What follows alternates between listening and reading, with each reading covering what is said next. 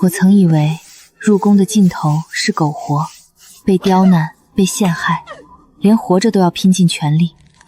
从尘埃里的宫女到凤印加身的皇后，我走过的每一步都是为自己而活。大宝，拿稳了，这可是2两银子，你娘那个赔钱货，临了总算值点钱。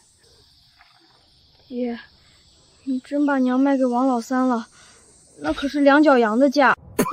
废什么话，不卖他，咱们全家都得饿死。这2两银子你带着，赶紧往南边跑，去投奔你大舅，那是富庶地方，有你活路。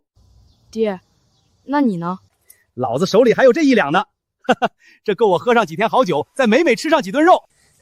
爹，娘什么时候回来做饭？我好饿，姐姐饿死了，娘是不是也要饿死了？让开！小东西，别在这里耽误老子出门买酒。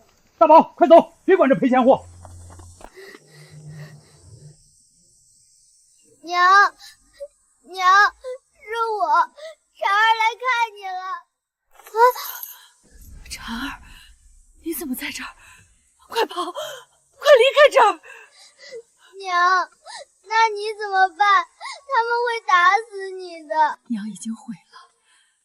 婵儿，你去乞讨，你去给人当丫鬟，哪怕去卖身为奴，也永远不要再回这个村子。娘，我到底怎么做才能救你？我不想让你当2脚羊，我想要你回来。在这个世道，只有等你长大了，有本事了，赚到大把大把的银子了，你才能回来救我。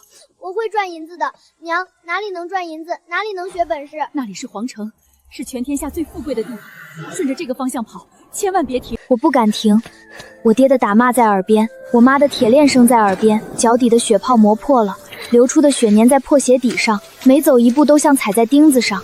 不知道跑了多久，终于进了城。997、998。苏婵，你洗个衣服嘴里嘟囔什么呢？该不会是动癔症了吧？我在数日子，等攒够了钱，我就能去赎我娘了。赎人？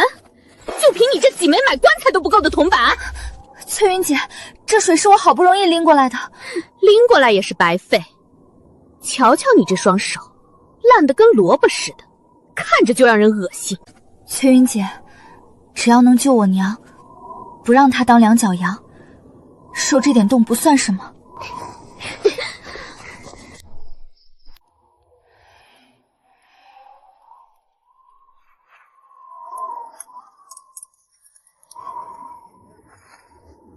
哟，大家快瞧瞧，咱们新者库的大孝女又在做梦呢。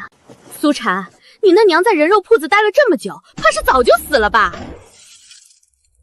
不会的，我娘命硬，她一定在等我。你知不知道什么叫2脚羊？那是给人吃的口粮。你胡说！我胡说，2脚羊就是被人吃了，你娘已经死了。甚至可能早就被哪个饿极了的畜生啃光了骨头。闭嘴！你闭嘴！不许你说我娘！你个贱婢，你还敢吼我？还愣着干什么？给我打！让他知道在这个屋里谁才是主子。我娘没死，她没死。死到临头还嘴硬。我同宗的姨姥姥可是内务府的长侍姑姑，我以后可是要当贵人的，你算个什么东西？从明天起，他的活儿你们谁也不许帮，所有的脏衣服都给他一个人洗。是，翠云姐。想要活路，跪下来求我呀！我没做错，我娘没死。死脑筋，记住我的话，得罪我，我让你在新者库都活不下去。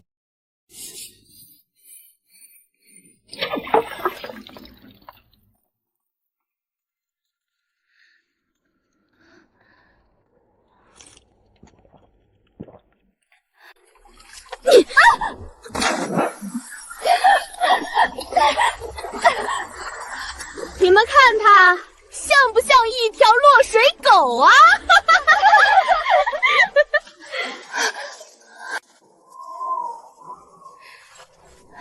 孩子，去给翠云磕个头道个歉吧。我没做错，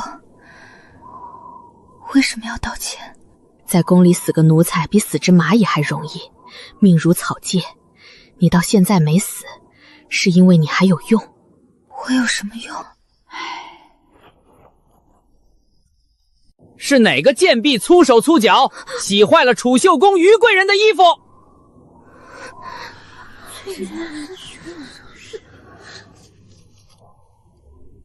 我明白了，这就是我的作用。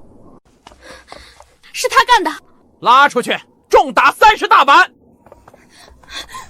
苏公公，奴婢冤枉，这衣服是翠云洗坏的，奴婢碰都没碰过。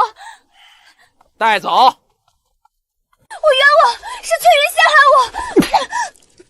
你以为苏公公不知道？翠云急着立功洗坏了衣服，总要有个背锅的。在这宫里，做奴才的就是提着脑袋干活，认命吧。认命？再闹下去，可就不是30大板，是死路一条了。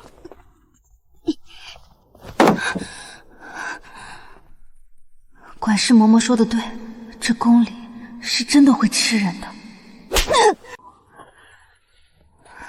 哟，还没咽气呢。贱婢，这30大板的味道怎么样？骨头断了没？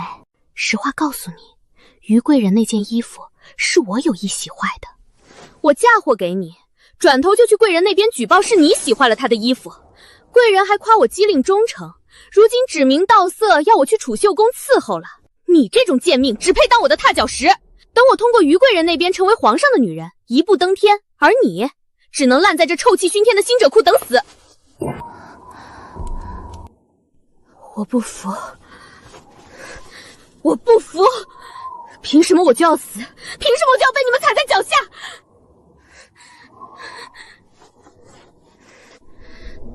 ？10两，这是娘赎身的钱，这是我的命。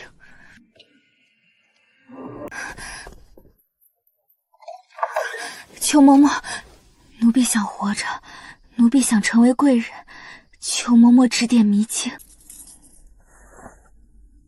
能活下来再说。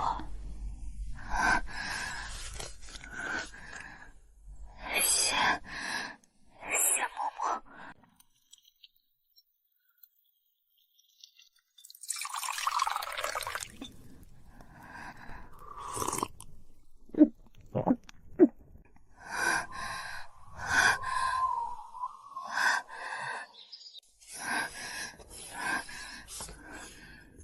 你这条贱命倒是挺适合当奴才，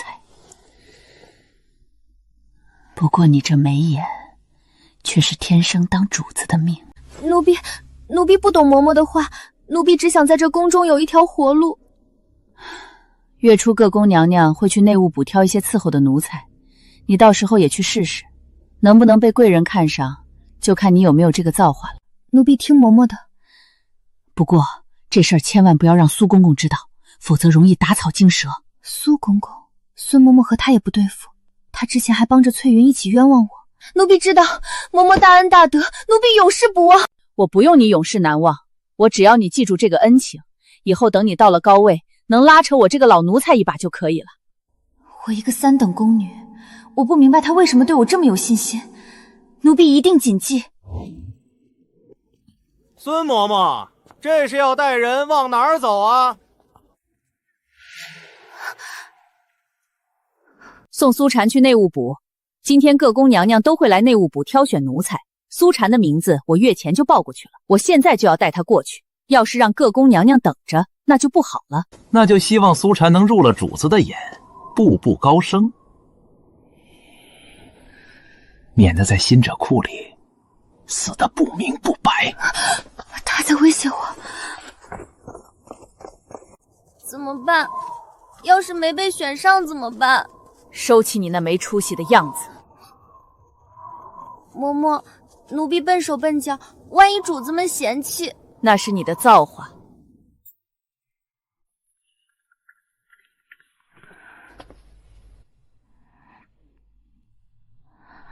这种地方，我怎么可能被选中呢？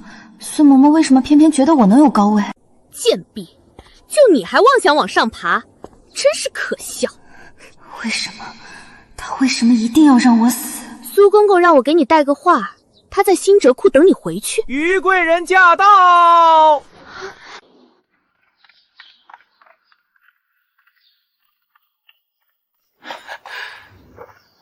奴才参见于贵人。奴婢参见于贵人。都起来吧。这就是于贵人，好美，难怪皇上宠她。听说她是先皇后的亲妹妹，皇上爱屋及乌，常去储秀宫，怪不得翠云挤破头也要去，那是离皇上最近的地方。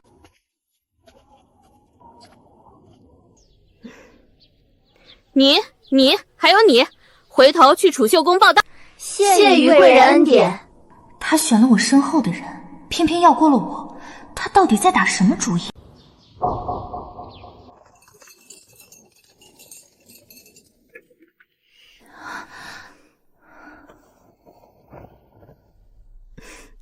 于妹妹，这是已经选好奴才了。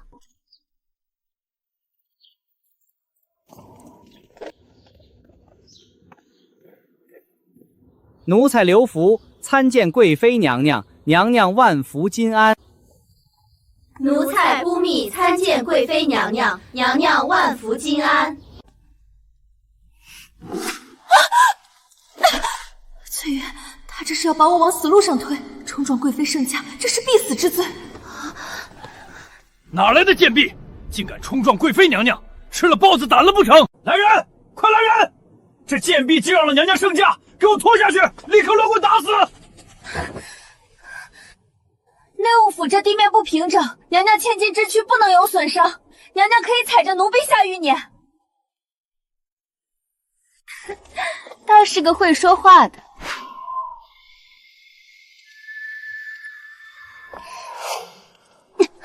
总算是逃过一劫。你就到本宫朝阳宫人当差吧。奴婢谢娘娘恩典。朝阳宫那是出了名的狼窝，我这刚出新哲库，难道又要进地狱？于妹妹好心机，挑选的奴才都是相貌平平的，是怕这些奴才爬床吗？娘娘教训的是，这两个奴才本宫用不上了，赐给你吧。果然，宫里的奴才想活下去真难，生死就在贵人一念之间。送过去的奴才最忌讳是探子，这两个姑娘要么被送回内务府发配冷宫，要么被找借口打死。兰贵妃只是为了一点义气之争，就要了他们的命。回宫吧。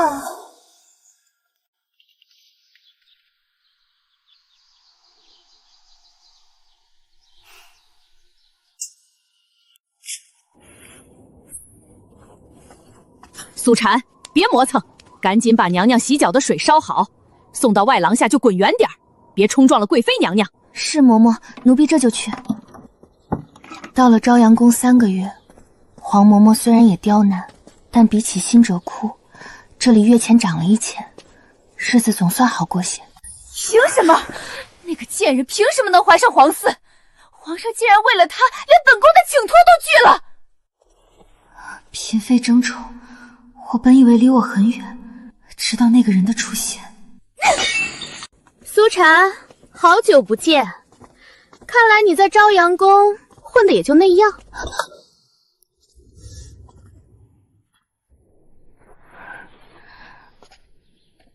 见过翠云姐姐。于嫔娘娘怀了皇嗣，想吃栗子糕，听说你最擅长做，跟我去储秀宫做糕点吧。你这种卑贱的人，能给于嫔娘娘和她肚子里的小皇子做糕点，是你8辈子修来的福气。怎么，不愿意？于嫔娘娘现在可是怀了皇嗣，你要是怠慢了娘娘，让皇嗣有个好歹，你10个脑袋都不够砍的。拿好了，娘娘说了，于嫔的肚子让她很不开心，所以此事交给你了。嬷嬷，这是要奴婢的命啊！没出息的东西，听好了，如果此事成了，不光保你一命，娘娘还会让你成为朝阳宫的1等宫女。如果你敢背叛娘娘，娘娘会让你生不如死。你就是一个卑贱的宫女，能为娘娘做事，是你3世修来的福气。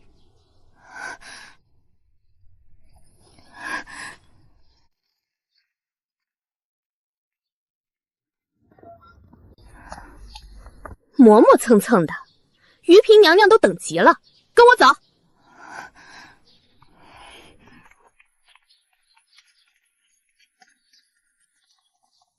兰贵妃明显是要借着我给于嫔做栗子糕的机会，让我下药害死她腹中的皇嗣。如果我下药成功了，兰贵妃反手就能把我推出去当替死鬼，她自己摘得干干净净。如果我失败了被抓，她也没什么损失。我一个奴才，死在乱棍下也没人在意。我到底做错了什么？我只是想攒点钱，以后把娘赎出来。为什么想好好活着就这么难？奴婢参见于嫔娘娘，娘娘万福金安。平身吧。翠云这丫头说你的栗子糕做的就比旁人好吃，也不知道里面放了什么好东西，今天本宫倒要好好尝一尝。抖什么？赶紧把栗子糕盛上去！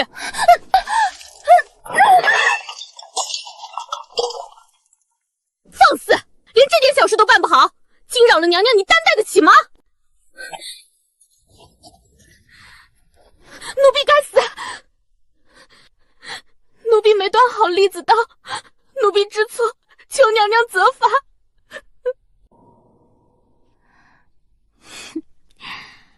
无妨，只是栗子糕而已，不算大事。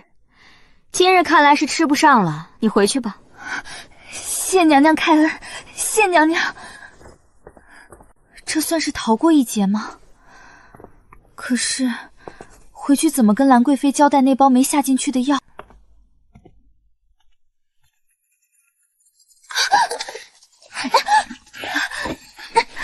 各位官爷，奴婢犯了什么错？大胆奴才，竟然敢下毒毒害皇嗣！说，是谁指使的你？果然于嫔根本没打算放过这个机会。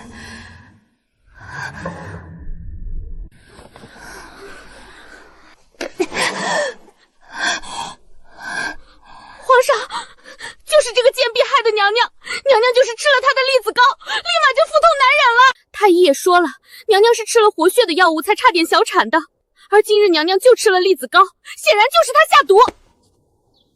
皇上，苏婵确是臣妾朝阳宫的人，她犯下如此滔天大罪，真是罪该万死。兰贵妃这是要直接把这件事盖棺定定，让我背了这锅，好死无对证。皇上，臣妾想知道为什么苏婵要害我，臣妾想听她亲口说。如果她真的有什么委屈，求皇上宽宏，留我一命。她是想诱我开口，把兰贵妃供出来。哪有什么委屈，直接打死吧！够了！你把头抬起来。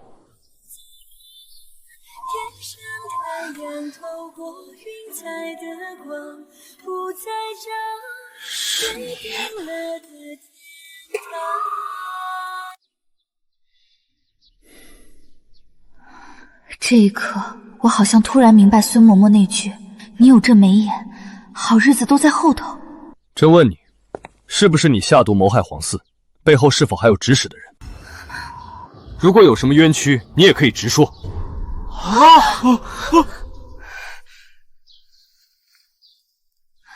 皇上，奴婢没有下毒，这块栗子糕就是证据。一个栗子糕能证明什么？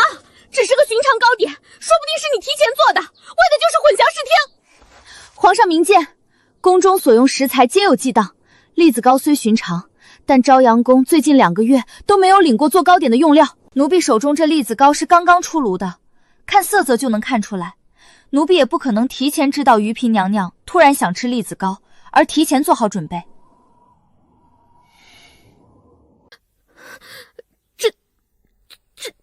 这栗子糕，刘福，传太医，传太医验毒。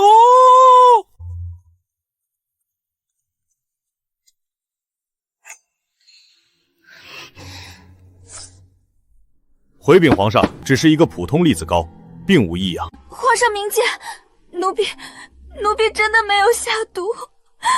既然不是这宫女做的，那内务府给朕继续查。朕一定要看看，这后宫里到底是谁敢伤害皇嗣。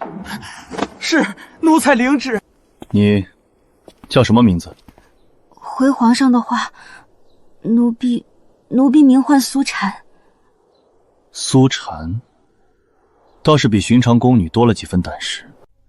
皇上，臣妾冤枉了苏禅，实在是心神不安。臣妾一时想不到该如何补偿苏禅，不如皇上帮臣妾给一个恩典吧。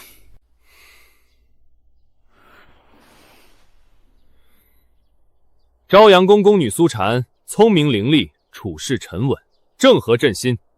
传朕旨意，册封苏禅为美人，赐居清凉院。起驾！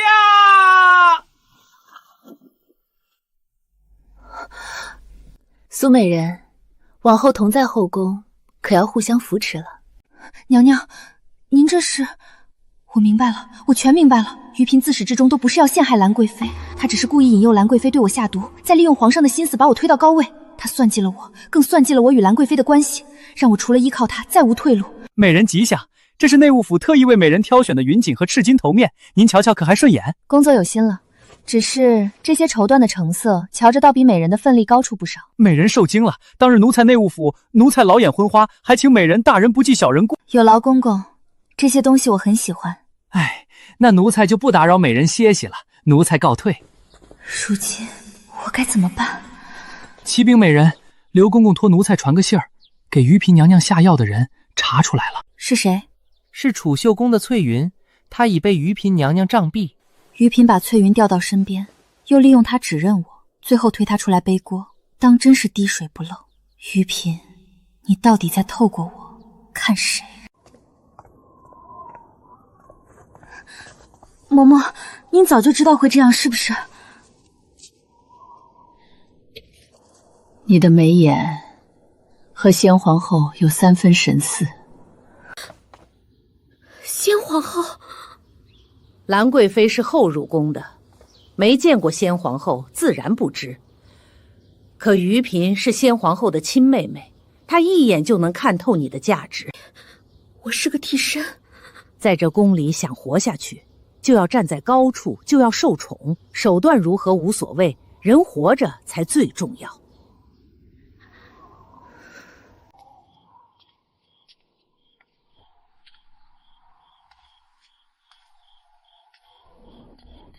恭喜美人，贺喜美人！皇上翻了您的牌子，今夜让您侍寝。嬷嬷，这就要走了吗？美人圣恩浩荡，入了这轿子，那是您8辈子修来的福气，可别拉着脸坏了皇上的兴致。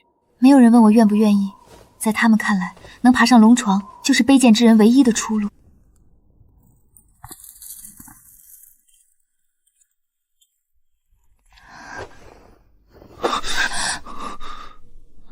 云儿，云儿，我知道，这是先皇后的名讳，她在我身上找那个人。云儿，是你回来了吗？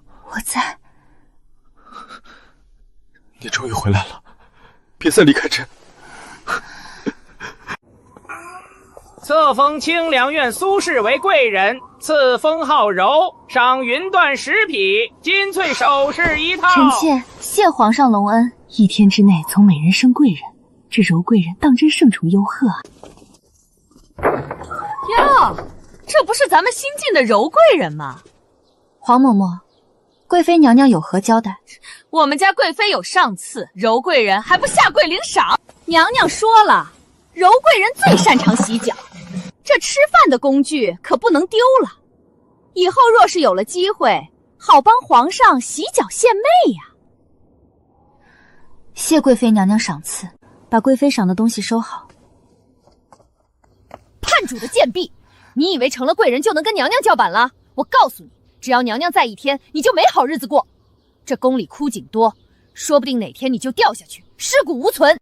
兰贵妃到现在还没看透于嫔的算计，在她看来，她让我背锅让我去死，就是我的荣幸。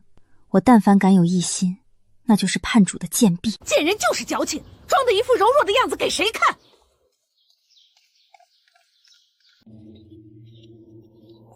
贵人，这玉颜膏是内务府之前刚送来的，只要敷在脸上，要不了半个时辰就可以消肿去温，您快抹上吧。你退下吧，这里不用伺候了。既然皇上喜欢我的眉眼，我倒要看看，在他心目中，这眉眼和兰贵妃究竟谁更重要。皇上驾到！臣妾参见皇上，皇上万福金安。爱妃免礼。这清凉院住的可还习惯？若有不顺心的，朕将内务府再……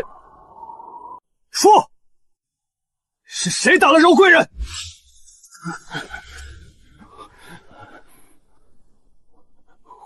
回皇上，今日兰贵妃宫里的黄嬷嬷来过。嘿！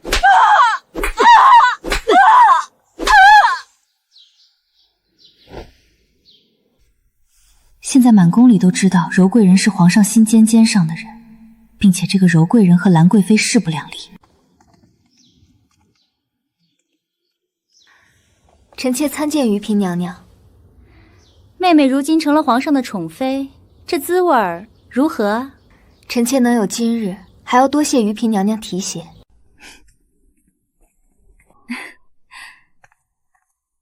他坐在这里1个时辰，一句话也不说，到底是想干什么？妹妹，今日我们聊得头出，当真是相见恨晚。以后咱们姐妹可要多多来往，切莫生分了。娘娘真是好手段，本宫可听不懂妹妹在说什么。娘娘就不怕嫔妾反水，转头去找兰贵妃合作吗？从下毒到黄嬷嬷，你觉得她还会信你吗？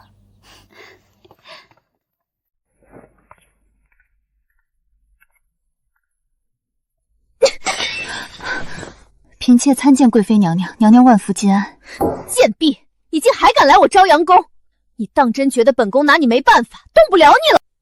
嫔妾知道娘娘如今正在气头上，但于嫔一直在挑拨娘娘和嫔妾的关系，嫔妾冒死前来，是担心娘娘被于嫔算计了去。贱婢，本宫让你下药你不下，反手还挑拨本宫和皇上的关系。今日你更是跟于嫔那个贱婢密谋了1个时辰，你现在跟我说她在挑拨，这还用挑拨吗？本宫跟你势不两立。您忘了于嫔身怀皇嗣，她才是对您威胁最大的那个。嫔妾只是个没根基的宫女，在娘娘眼中不过是个蝼蚁，就算皇上宠爱，嫔妾也永远越不过您。哼，你想说什么？当日那栗子糕，嫔妾压根没给于嫔吃，她依然中毒，明显是假借腹中子做局。她怀着皇嗣，何等珍贵，怎敢请您身边的人去做点心？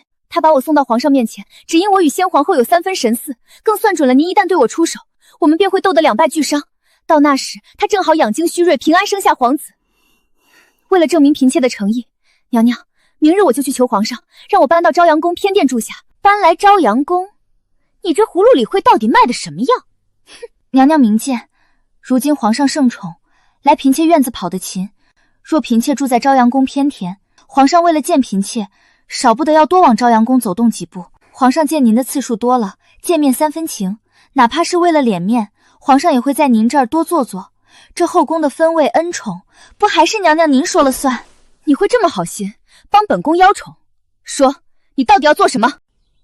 嫔妾别无所求，只求娘娘能保嫔妾一命。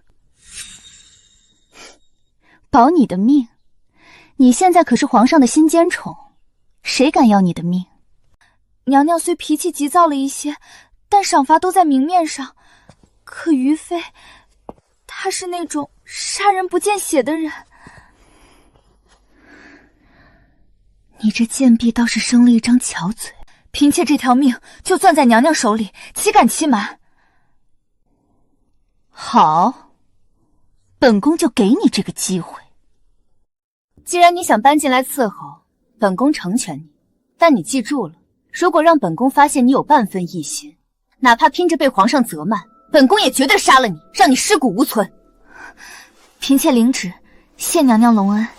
皇上，臣妾在清凉宫住着，总觉冷清，想着朝阳宫热闹，想搬过去陪陪贵妃娘娘。您看，这类小事，爱妃自己做主便是，朕准了。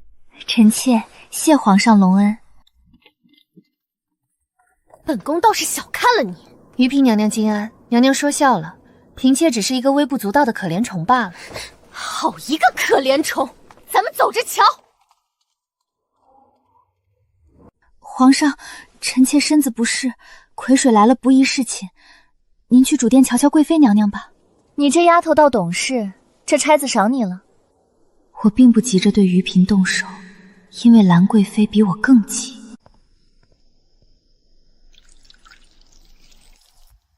拿不到她的命，就拿她全家的命。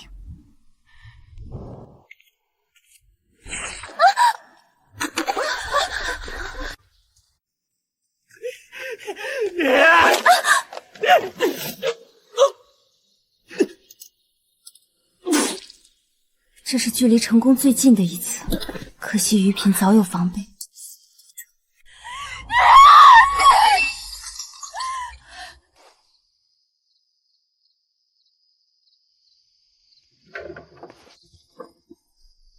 谁？见过贵人。娘娘让奴才给贵人道谢，谢贵人事先送出的口信，若非内省提醒，今日在储秀宫门口，娘娘和小皇子定然凶多吉少。这种虚伪的客套话就不用说了，回去告诉你们娘娘，我只是跟她做个交易而已。我帮了她这次，是为了换以后她能护我性命。在这宫里，空口白牙的谢意最是不值钱。是，奴才一定会把贵人的原话带到。慢着，顺便问问你们家娘娘，想不想彻底除掉兰贵妃？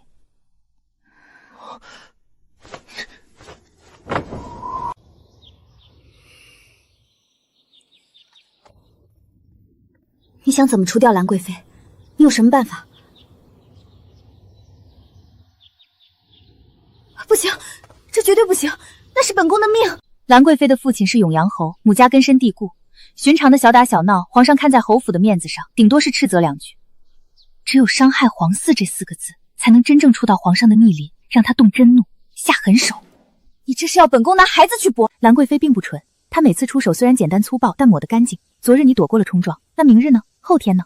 除了送东西的小太监，还有伺候你的稳婆诊脉的太医。只要她兰贵妃还在这宫里1天，你这孩子就永远生不下来。到那时候死的不只是孩子，连你也要跟着陪葬。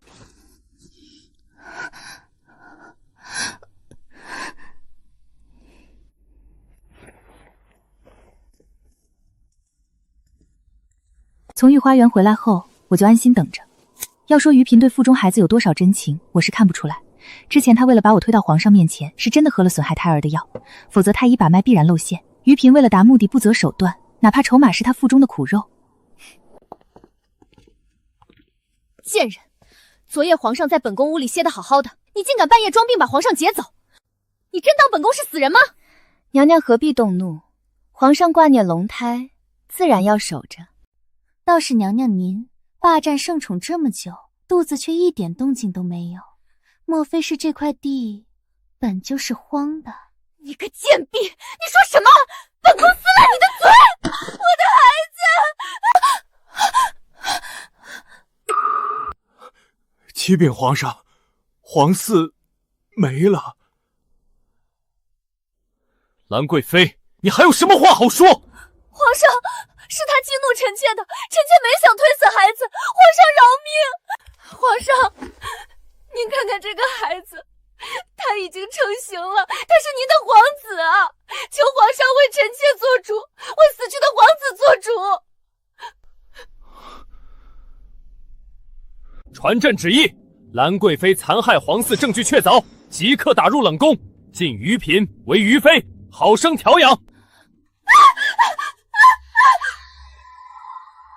听到于嫔腹中孩子已经成型，我心揪痛了许久。她的死有我一部分原因，我虽然难受，但是我不后悔。孙嬷嬷那句话说得对，在这宫里手段如何无所谓，人活着才最重要。先皇后最喜鱼花茶，爱竹子，衣上多是湖蓝色，点心只动那叠桂花糕。你若想活，就得活成她的样子。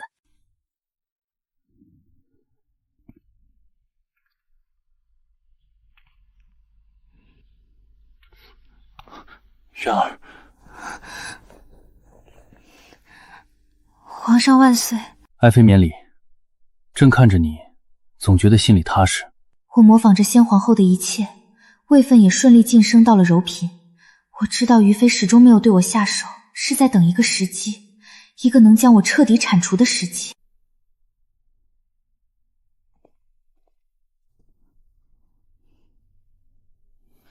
恭喜皇上，贺喜皇上！柔嫔娘娘这是喜脉，已有2个月余了。好，赏，重重有赏。皇上，这可是天大的喜事。皇上放心，臣妾既然协理6宫，一定把柔嫔妹妹照顾得妥妥帖帖，平安的为皇上生下小皇子。哈哈，有你这份心，朕就彻底放心了。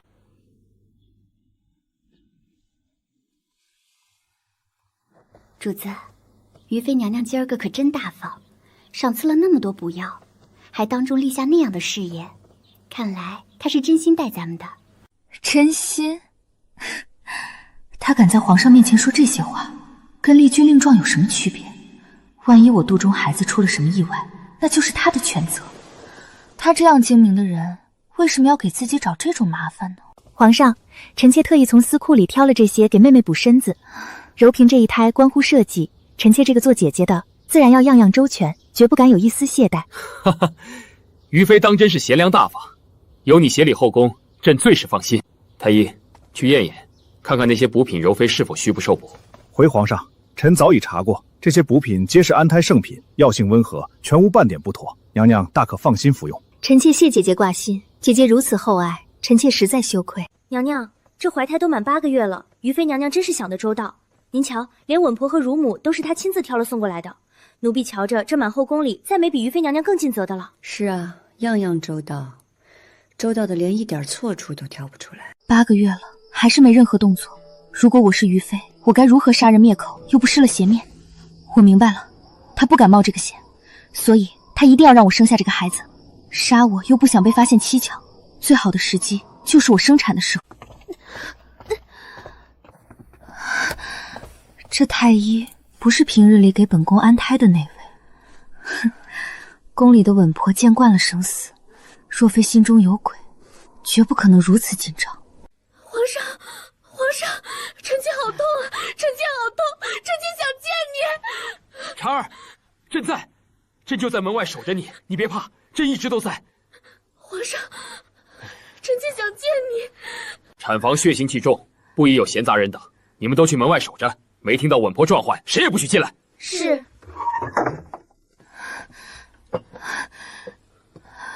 娘娘，这是帮助您顺产的药，您先喝一口，攒点力气。这药真是顺产的，轮到我出招了。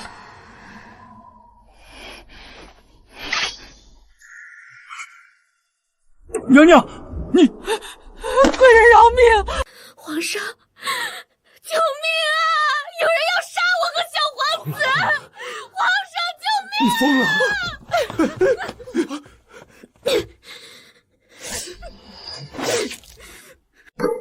护驾，快护驾！皇上，冤枉啊！微臣冤枉，不是微臣下的手，是娘娘，是柔嫔娘娘自己刺伤自己的。娘娘，皇上饶命！奴婢们什么都没做，是娘娘失心疯了，求皇上明鉴啊！闭嘴！朕亲眼所见，你们还敢狡辩？给朕锁了！若柔嫔母子有个3长2短，朕要你们9族一并陪葬。婵儿，你看着朕，不许闭眼。太医死哪儿去了？轮到我发挥了。既然你要我死，那我就用这半条命换你的一辈子。皇上，臣妾又要离开你了。臣妾真的好舍不得你。胡说，朕不许你走，你是朕的渊儿，朕绝对不许你再丢下朕一个人。臣妾卑微之躯，死不足惜，只求肚里的孩子能平安降世。等臣妾不在了，这孩子能带臣妾好好照顾皇上，这样臣妾也心满意足了。或许臣妾的存在让这宫里很多人不幸，只求臣妾死后皇上能放过那些人，莫要再为臣妾杀生了。婵儿，回来，给朕回来！婵儿，你醒了。朕谢谢你，为朕生了个健康的皇子。伤害你的人，朕一个都不会放过。朕会给你公道，给你这后宫无上的荣耀。陛下，2人已招供，接受于妃指使，要在生产中害死柔嫔。皇上，药中加了足量的红花与活血之物，便是要娘娘血崩而亡。皇上饶命啊！于妃娘娘小产是假的，她腹中本就是死胎，才借兰贵妃之手脱身。皇上饶命啊！毒妇！传朕旨意，将于妃打入冷宫，所有参与者全部杖毙。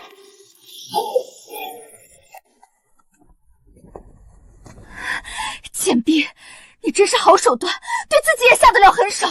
本宫只是想活下去，只怪我当初棋差一招。若再给我机会，我定要把你踩在脚底。你错就错在不把我当人，当初是你把我推上皇上的床，如今的一切都是你咎由自取。你选一样吧。你敢杀我？我是皇上的妃子，你这贱婢胆大包天。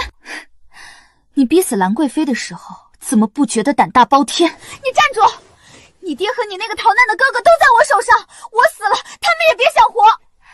如果他们真的死了，我还得谢谢你。你以为你赢了？你不过是先皇后的替身，皇上根本不爱你，你永远活在影子里，卑微至极。替身又如何？影子又如何？我们这些人能活着就很难了。至于男人的爱，我不在乎。为什么不在乎？你凭什么不在乎？送于妃上路。奴才遵命。奴才给柔妃娘娘请安，皇上下旨，由娘娘协理六宫，一应吃穿用度，皆按中宫正来。皇上有心了，东西按册登记，入库吧。娘娘，冷宫那边于妃尸身已收敛，她母家递了牌子，求娘娘开恩，准许领回去安葬。领回去？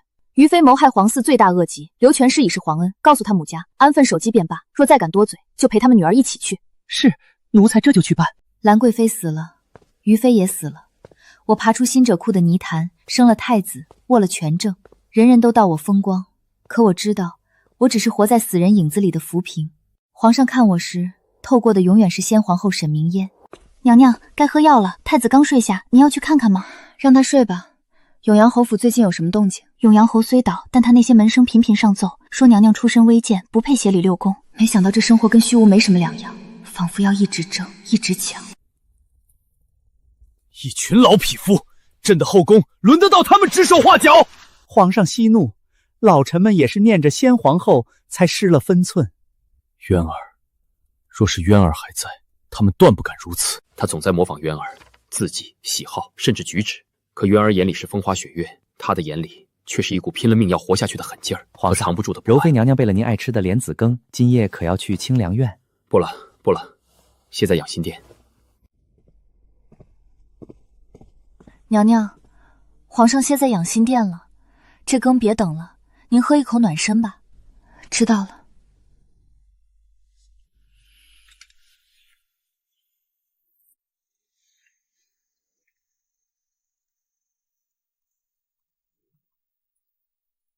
娘娘，都3更了，怎么还不歇息？子信伤了眼，睡不着，绣点东西打发时间。娘娘怎么绣这个？宫里的主子们可都瞧不上这些上不得台面的东西。你不懂，我小时候逃荒全靠它活命，饿了嚼嫩根，渴了喝露水。宫里人人要我学牡丹，学先皇后的端庄，可我骨子里就是株狗尾草，风吹就倒，可怎么踩都踩不死。只有这深夜，我才敢做回苏禅，不用模仿谁，不用端着架子，只是那个从荒郊野岭爬出来，想好好活着的姑娘。原来这才是真正的她，没有算计，没有不安，竟与渊儿没有半分相似。朕以为她留在身边只为权势，却忘了她也是个活生生的人。皇上，要不要奴才进去通传？不必，别惊动她。皇上驾到！臣妾参见皇上。夜深了，皇上怎么过来了？李总管，把这香熄了，茶也撤了，以后清凉宫不用再备这些。皇上，可是臣妾哪里做的不好，惹您生气了？没有，你做的很好，是朕不好。苏禅，以后不用再刻意学渊儿了，朕想知道你喜欢什么。刚才在偏殿，你绣的狗尾草很好看，你很喜欢那个？是，臣妾小时候逃荒靠它活命，让皇上见笑了。不见笑，很有韧劲，像你一样。那你爱喝什么？臣妾爱喝大麦茶，小时候只有过年才能喝上一口，香得很。听到了吗？以后只备大麦茶，御膳房每日煮好送来。奴才遵命。我小时候，姐姐饿死在路边，母亲被卖，我在新者库洗烂了双手。朕第一次知道，这个平日管理如此果决的女人背后藏着这么多委屈。朕爱上的，从来都是这个从泥坑里爬出来，却依旧拼命活下去的苏晨。尝尝，御膳房按你说的方子做的。好吃，谢谢皇上。傻丫头，以后天天让御厨给你做，你喜欢的朕都给你。皇上，您看这树上的鸟窝，臣妾小时候在山里掏鸟蛋，那鸟妈妈可凶了，追着臣妾啄了好远。朕14岁出征时，也曾在荒原里摸鱼，可惜没你这般好手艺。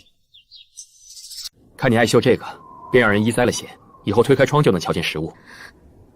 皇上，臣妾不用谢。朕以前总想让你活成渊儿，却忘了你本来的样子就很好。你不是任何人的影子，你是朕的苏产。皇上，先皇后出身名门，乃六宫典范。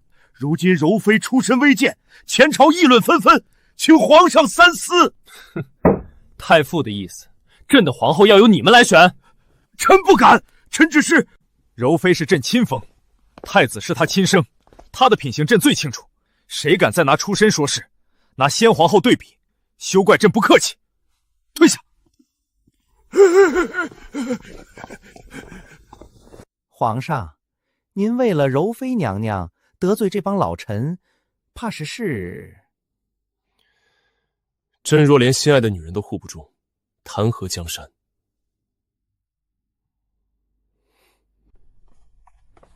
娘娘，皇上刚才在养心殿卫护着您，把太傅骂得狗血淋头，现在谁也不敢说您半个不字了。清河，你说皇上是真心喜欢我吗？不是因为那个人。娘娘，若当您是替身，皇上何必记挂着大麦茶和麦饼？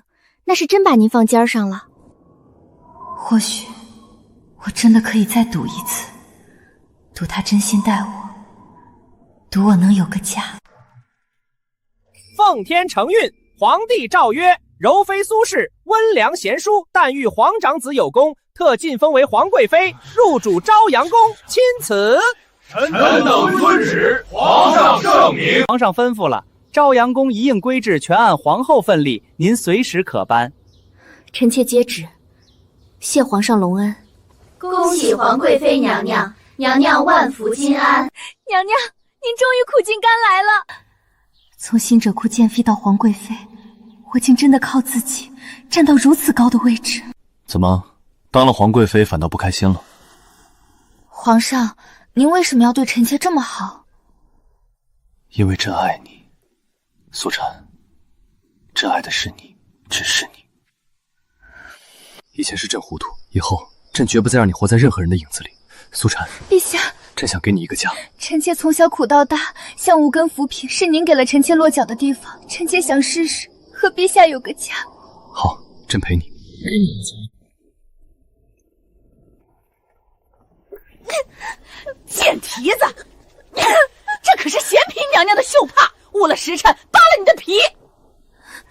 是，奴婢一定按时绣完。罪臣之女，留你条命就是恩典，还敢偷懒儿！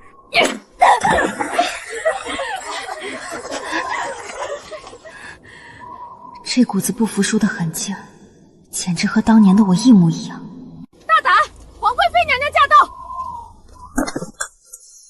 她犯了什么错？你要下死手？回娘娘，这宫女手脚笨拙，绣坏了衣服，奴才只是教训两句。教训？本宫瞧着你是想要她的命。娘娘，这姑娘手全烂了，再动下去，怕是熬不过这冬。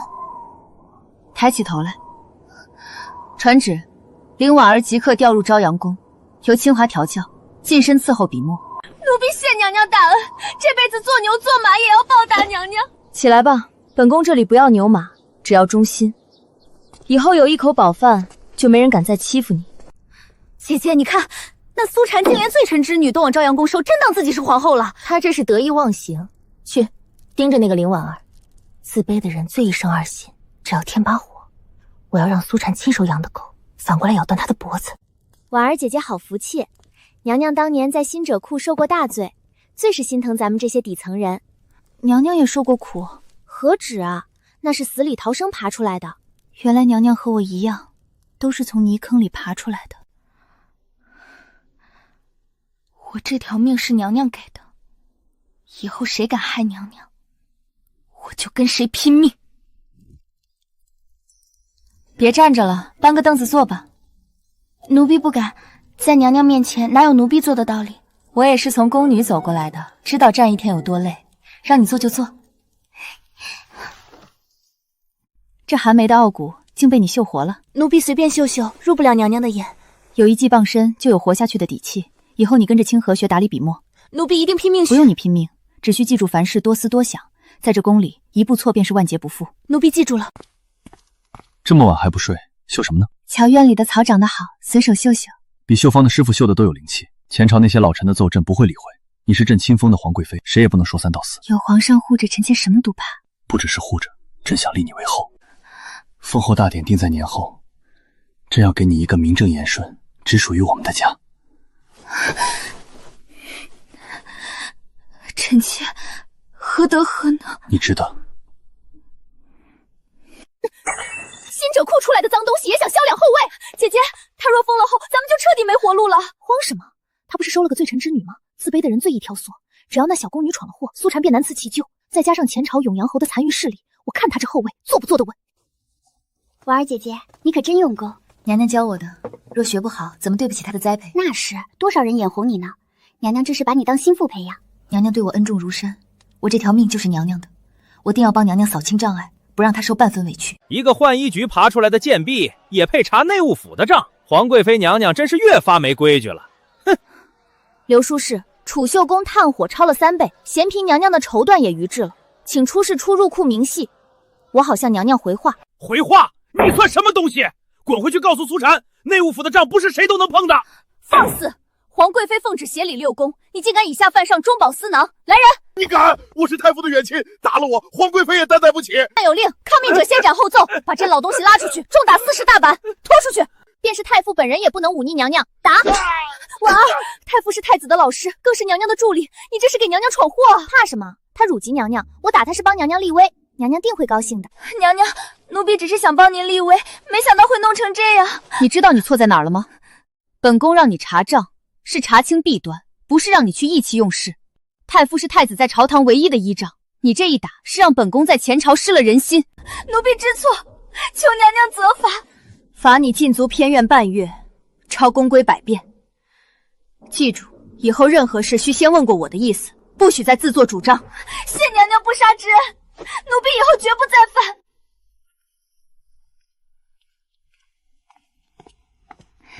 娘娘，婉儿这孩子急于证明自己，心思太沉，怕是教不好的。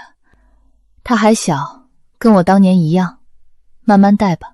皇上，皇贵妃纵容刁奴殴打老臣亲眷，若不严惩，后宫乱矣。刘书记不敬在先，该罚。林宫女行事虽冲动，也是为了皇贵妃的名声。皇上，皇贵妃已亲自去你府上赔礼。太傅，大局为重，莫为一个下人伤了皇家情分。苏婵真不知情。回皇上，确实是林宫女擅作主张，娘娘事后已重罚了她。哼，这个苏婵就是心太软。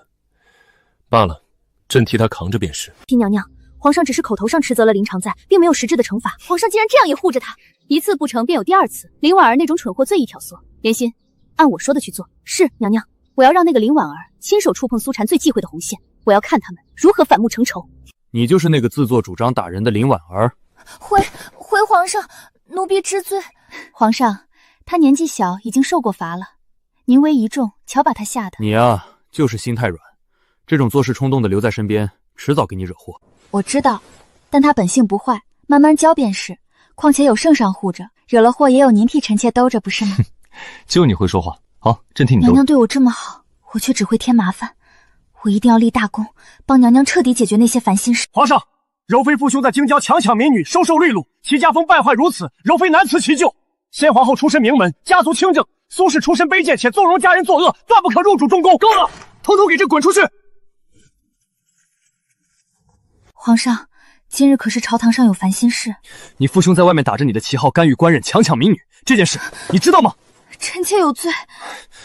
朕知你与他们无情，可老臣们句句拿先皇后跟你对比，阻止朕封后，朕心里不痛快。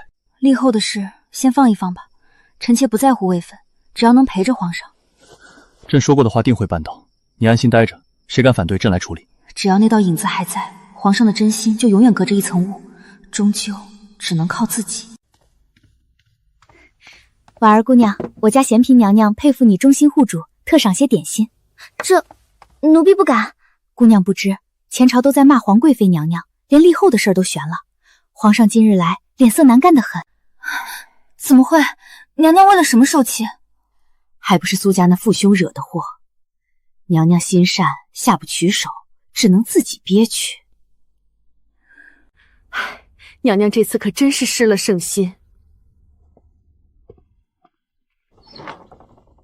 那2块烂骨头竟敢坏娘娘的大事，既然娘娘心软下不去手，就由我来帮娘娘清理门户。皇上，皇贵妃之父苏大强、其兄苏大宝仗势欺人，强抢民女，收受贿赂，京城百姓怨声载道，皆言皇贵妃纵容亲族，德行有亏，不配入主中宫。臣等附奏母家官方，方为6宫典范，请皇上明察。够了！皇贵妃身居后宫，何以知晓外男所为？再敢借此非议者，严惩不贷。退朝！婉儿姑娘，皇贵妃现在被苏家那2个败类害得立后都悬了，你就不着急？我当然急，可我能做什么？娘娘是顾念名声不好动手，你是她最信任的人，若能替她除掉这2个心腹大患，娘娘不仅能摆脱烂摊子，还能看到你的忠心。对，娘娘心软，我替她动手，解决了那两个祸害，娘娘就能当皇后了。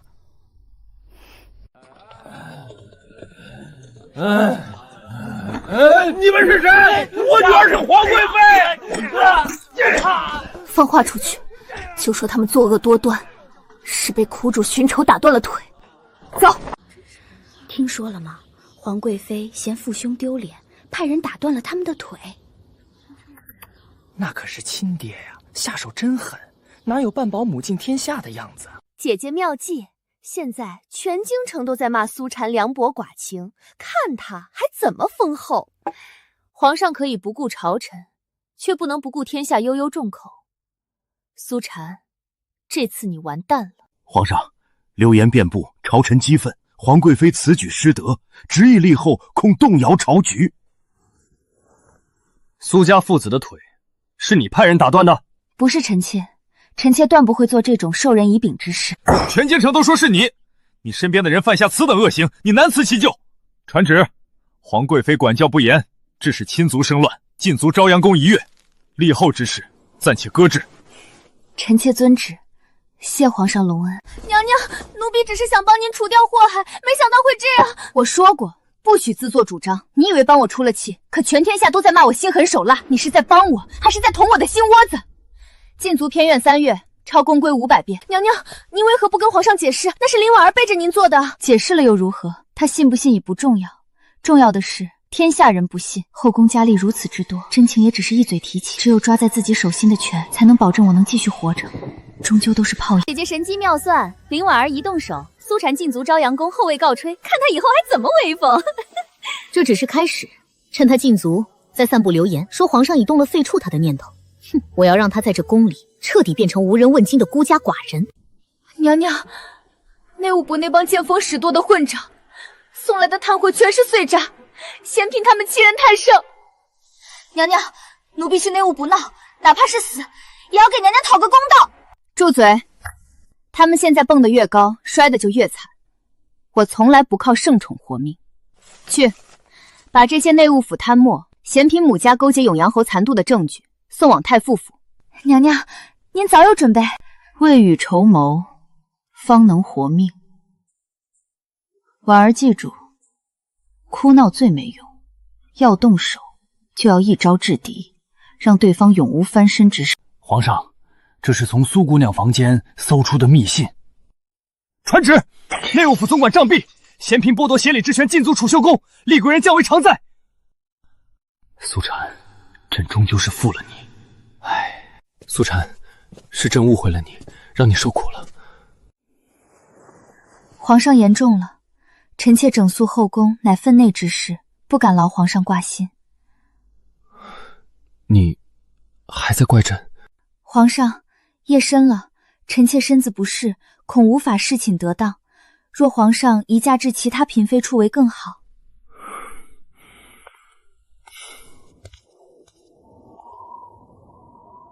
皇贵妃苏氏温良恭俭，当立为皇后，母仪天下。此前种种，皆为贤嫔作祟，贤嫔已打入冷宫。以后若再有离间帝后者，杀无赦！万岁万岁万万岁！娘娘，您终于苦尽甘来了。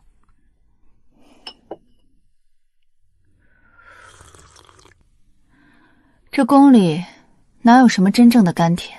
看似我赢了所有人，贤嫔被打入冷宫，丽贵人也降为常在。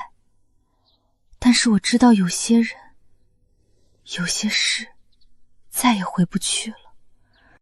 苏禅，原谅朕，叫我子孝，像以前那样，好吗？皇上，臣妾最近因这些事过度劳累，自觉得没法好好照顾圣上。最近宫里新进了些美人，陛下何不宠幸一番？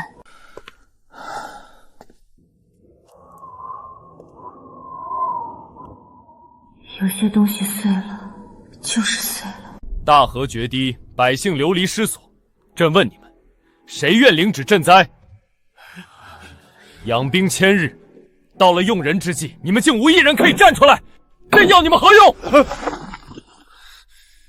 娘娘，治水这事儿，漕运总督周显最是合适。此人清廉且精通水利，可他曾是于妃兄长，皇上心存芥蒂。灾情如火，岂能因出身错过良辰？本宫知道了，太傅请回。娘娘圣明。娘娘，那些大臣们刚刚才消停，此时进言，怕又被参干政。百姓的性命比祖制重要的多。本宫既然是皇后，就不能坐视不理。皇上，臣妾为周显而来。此人是于妃兄长，却在水利上有奇才。若皇上信他用他，他定感念皇恩，死命效力。你说的对，是朕狭隘了。若非你点醒，朕险些酿成大错。有你在此，是朕之幸。周显捷报！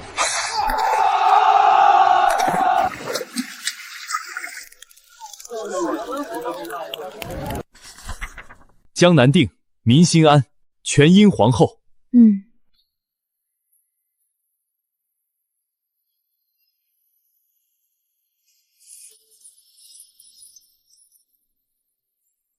皇后苏氏贤良淑德，抚君安邦，体恤百姓，今册封为中宫皇后，赐凤印，掌6宫事，母仪天下，钦此。臣妾接旨，谢皇上隆恩。